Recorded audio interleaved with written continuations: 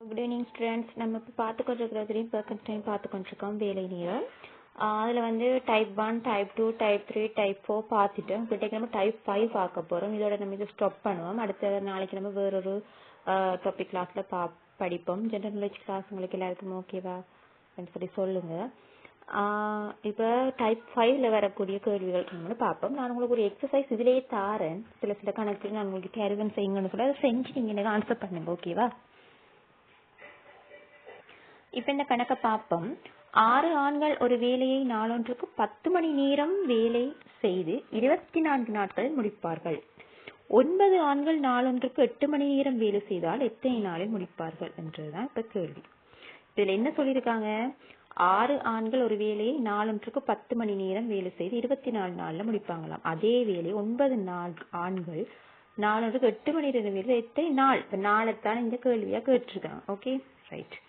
இப்ப இப்படி ஒரு கேள்வி கேட்டா நீங்க ஃபர்ஸ்ட்டுக்கு இப்ப நான் ஒரு ஷார்ட்கட் ஒன்று சொல்லி தர போறேன். இதை நீங்க போட்டீங்கன்னு சொன்னா ஈஸியா ஆன்சரை கண்டுபிடிச்சிடலாம். ஓகேவா? ஓகே. இப்ப இப்படி கணக்குல வந்து ஃபர்ஸ்ட்டுக்கு நீங்க இப்ப ஆட்கள், நாட்கள், நேரம் என்பவற்றையும் வேலையையும் கொடுத்து கேட்கலாம். சரி, அதாவது இதுல கேட்டிருக்காங்க இந்த ஆனந்தது வந்து ஆட்கள், அடுத்தது நாட்கள், அடுத்தது இந்த அறிக்கை நாட்கள், இந்த அறிக்கை நேரம். இந்த வேலைக்கும் ஒரு பெருமானம் கொடுத்து கேட்கலாம். சம்டைம் கேட்காமலும் விடலாம். இவ்வளவுத்தையும் கொடுத்துன்னு கேட்கலாம். இதுல சில நாளை மட்டும் கொடுத்து கேட்கலாம், நாளையும் வேலையும் கொடுத்து எப்படியோ கேட்கலாம். அவங்க எப்படியும் கேட்கலாம். சரி, எப்படி கேட்டாலும் இப்ப நம்ம சொல்ற மாதிரி நீங்க செஞ்சீங்கன்னு சொன்னா ஓகே. இப்ப அவங்க இப்ப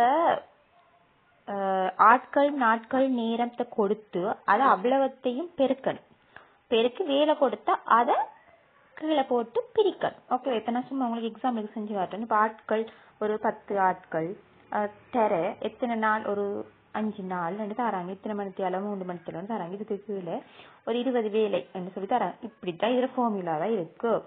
விளங்கிட்டு, அதாவது அவங்க தர ஆட்கள், நாட்கள், நேரத்தின் கீழ் வேலை. இது ஒரு ஃபார்முலா கிடையாது, பட் நான் உங்களுக்கு சொல்லித்தர ஷார்ட்கட். சரியா?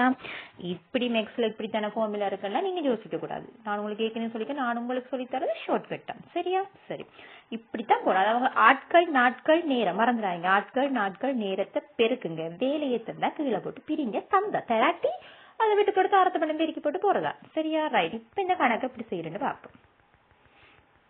சரியா? சரி, இப்ப இதுல தந்திருக்கிறத பார்ப்போம்.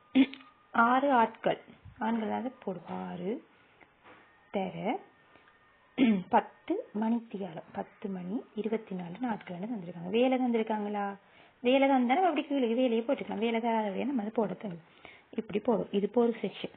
அடுத்தது என்ன செக்ஷன் சொல்லியிருக்காங்க?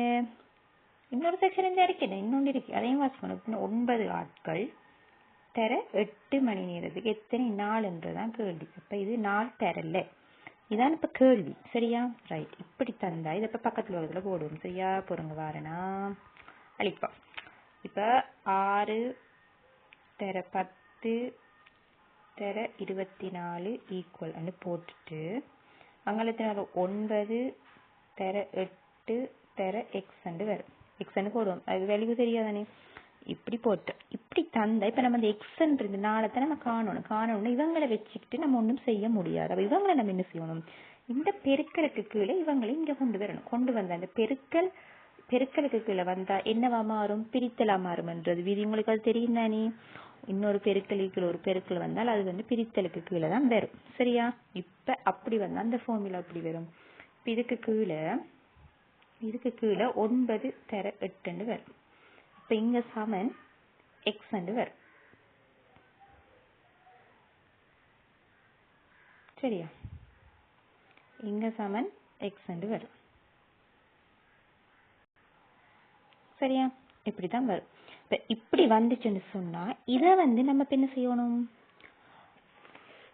நம்ம பெருக்குனா சரி, இதை பிரிச்சா சரி, பிரிச்சு பெருக்குட்டா வேலை முடிஞ்சு. இப்ப இப்படியே போடுவோம். நீங்க அந்த பெருக்கி எல்லாம் போட்டீங்க 9 8 8 சொல்லி போட்டு அங்க மேலே பெருக்குனா கொஞ்சம் கஷ்டமா இருக்கு உங்களுக்கு செய்யறது. அதுக்காக இப்படியே வைங்க.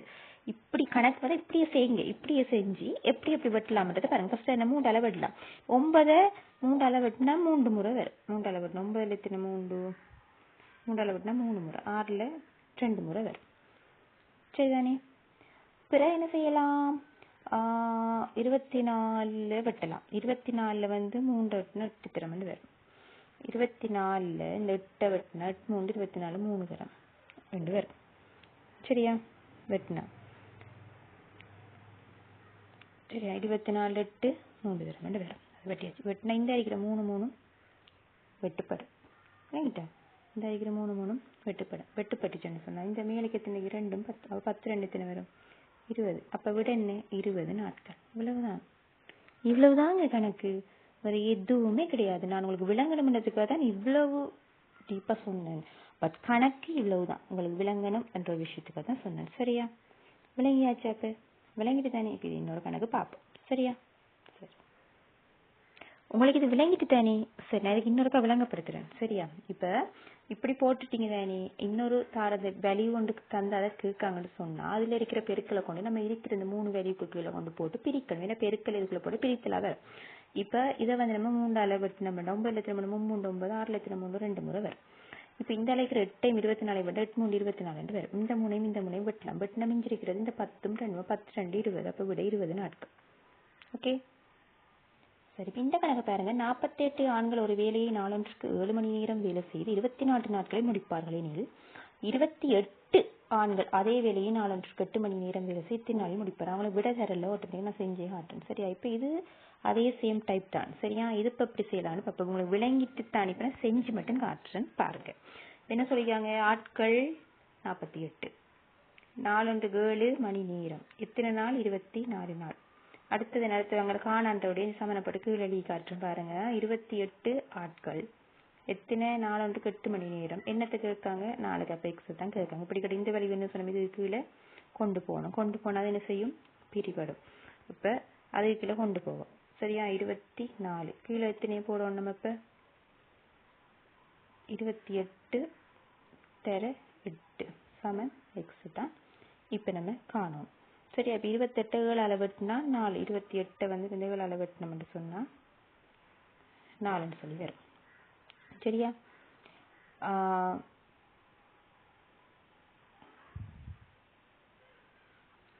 24 4 வெட்டினா 6 வரும். சரிதானே? வெற்று பிரிக்கிறது ஓகே தானே? வெட்டு நீங்கள் சின்ன தானத்துலேருந்தே பிரிச்சு போங்க. சரியா?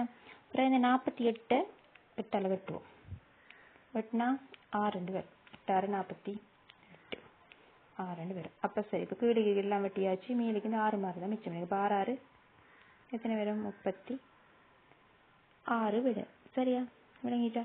இப்போ நம்மளோட இந்த ஷார்ட்கட் என்ன? ஆட்கள் நாட்கள் நேரத்தை பெருக்குங்க. வேலை தந்தா கீழே போட்டு பிரிக்க. நம்ம செஞ்ச இந்த 2 கணக்குலையும் வேலை தரல.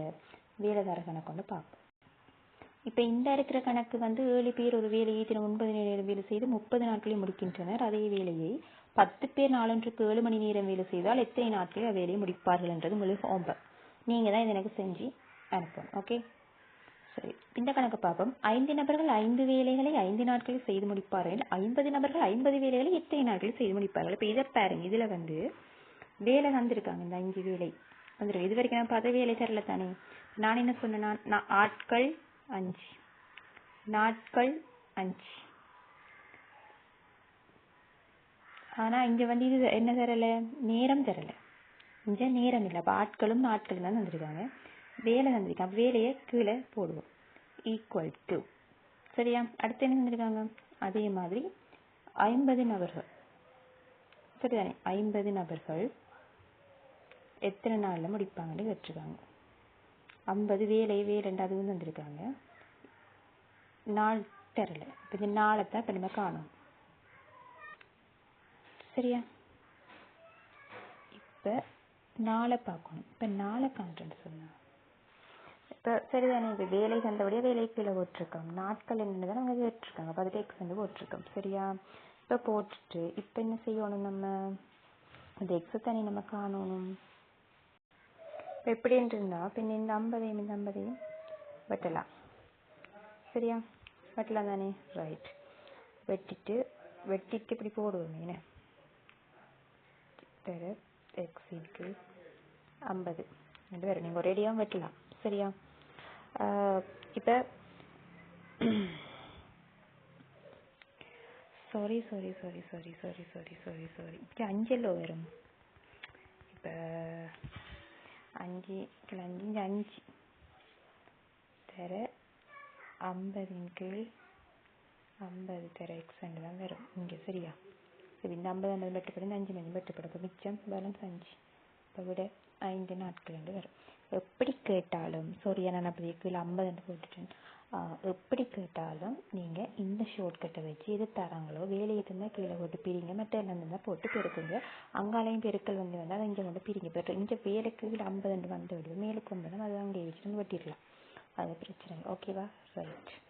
இப்போ இந்த கணக்கு பாருங்க. 24 ஆண்கள் 12 நாட்களில் 48 பொருட்களை செய்வார்கள் எனில் 6 ஆண்கள் எத்தனை பொருட்களை 6 நாட்களில் செய்வார்கள் பெற்றுக்காங்க. இங்கே பொருள் என்று சொல்லியிருக்கிறது வேலையை தான் குறிக்குது. சரியா? இப்படி தந்தாலும் குழம்பிடக்கூடாது. இப்போ அதே ஃபார்மேட்டில் போகணும். 20 ஆட்கள் 24 தர 12 நாள் வேலை எத்தனை வந்திருக்காங்க? 48 வந்திருக்காங்க. ஓகே. அடுத்து என்ன கேட்டிருக்காங்க? 6 ஆண்கள் 6 நாட்கள் எத்தனை பொருள். அப்போ வேலை தான் இப்போ கேட்டிருக்காங்க. இப்போ இப்படி வேலை என்னன்னு சொல்லி கேட்டா நம்ம என்ன செய்யணும்? இப்படி கணக்கு வந்தா இதை நீங்கள் இப்படி கேட்டாங்கன்னு சொன்னால் குறுக்கால வட்டம் போடுங்கன்னா இந்த இதை ஒரு ஃபார்முலா இதை மேலுக்கு எழுதுங்க. 48 தர 6 தர 6 போட்டு இதை கீழே போடுங்க. 24 தர 12 சமன் x எக்ஸை தனிமைப்படுத்தி எடுங்க. 12 எடுங்க. எடுத்துட்டீங்கன்னு சொன்னால் இப்போ வெட்டுங்க. இப்போ எப்படி வெட்டலாம்? 24 48 எத்தனை இருக்கும்? 2 முறை வரும். சரிதானே? 2 முறை வரும். இப்போ இந்த 2 12 6 முறை வரும். இப்போ இந்த 6 முறை வெட்டுப்பட்ட மிச்சம் 6ன்றது விடையாக இருக்கும். அப்போ x சமன் 6 6ன்றது விடையாக இருக்கு. சரியா? அதாவது இப்படி குறுக்கால வட்டத்தை போடுங்க. இந்த இதை போட்டு இதை கீழே எடுங்க, இதை மேலே எடுங்க, இதோட இந்த 6 போடுங்க. போட்டா இதை கீழே உங்களுக்கு ஈஸியாக சொல்லணும்னு சொன்னால் உங்களுக்கு ஈஸியாக விளங்கணுமென்றால் இப்படி பாருங்க. இப்படி இந்த இருக்கிற 48 மேலே கொண்டு வாங்க, இதை கீழே கொண்டு வாங்க. அப்போ இந்த 48ஓட அந்த 6 தர 6 சேர்ந்து வரும், இது கீழே வரும். எக்ஸ் சமன் என்று போடுங்க. போட்டு பிரித்து பார்த்தீங்கன்னா ஓகே. அப்போ எத்தனை வரும்? எக்ஸ் சமன் 6 ரெண்டு விட வரும். ஓகேவா? ரைட். இப்போ இதோட நம்ம இதை முடிச்சு கொள்ளுவோம். இதே மேலதிகமான எக்ஸசைஸ் கணக்கு நான் பிறகு உங்களுக்கு தாரேன். இன்னொரு புதுசான டாப்பிக்கில் நம்ம புதுசாக சந்திப்போம். சரியா?